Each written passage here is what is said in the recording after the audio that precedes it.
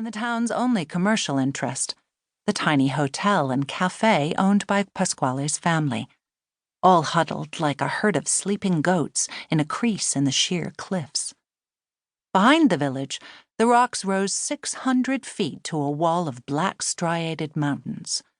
Below it, the sea settled in a rocky, shrimp-curled cove, from which the fishermen put in and out every day.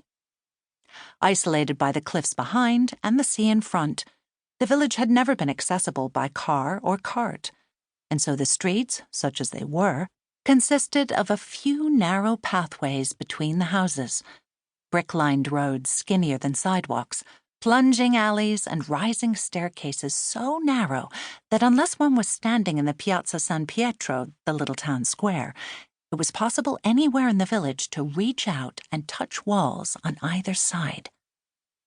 In this way, remote Porto Vergogna was not so different from the quaint cliffside towns of the Cinque Terre to the north, except that it was smaller, more remote, and not as picturesque.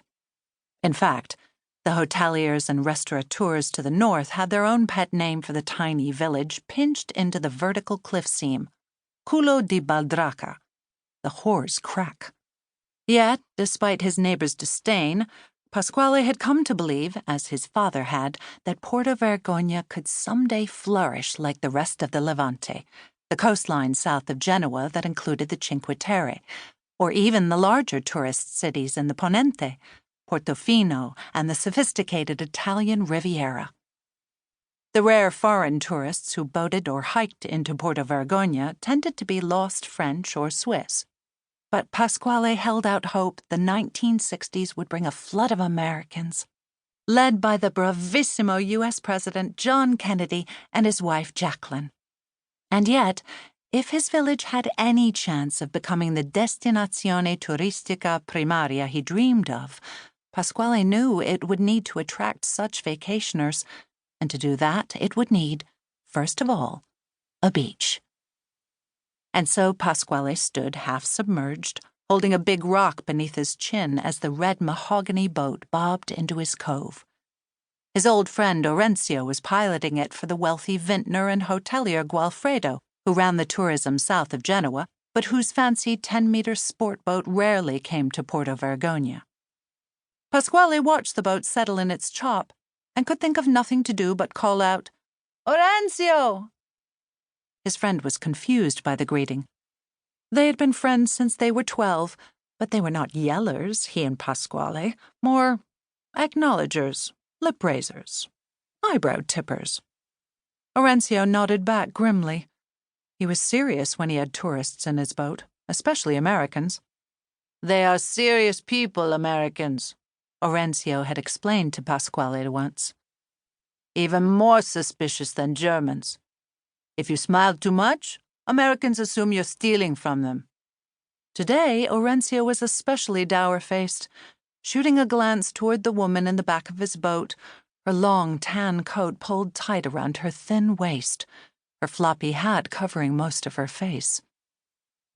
Then the woman said something quietly to Orencio, and it carried across the water. Gibberish, Pasquale thought at first, until he recognized it as English, American in fact. "Pardon me, what is that man doing?"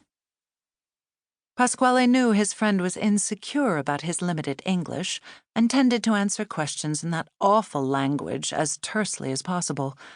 Orencio glanced over at Pasquale, holding a big rock for the breakwater he was building, and attempted the English word for spiaggia, beach, saying with a hint of impatience, "Bitch." The woman cocked her head as if she hadn't heard right. Pasquale tried to help, muttering that the bitch was for the tourists, per I turisti, but the beautiful American didn't seem to hear. It was an inheritance from his father, Pasquale's dream of tourism.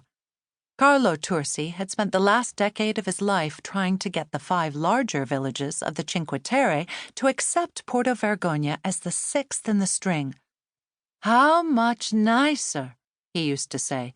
"Say, Terre, the 6 lands." Cinque Terre is so hard on tourist tongues. But tiny Porto Vergogna lacked the charm and political pull of its 5 larger neighbors. So while the 5 were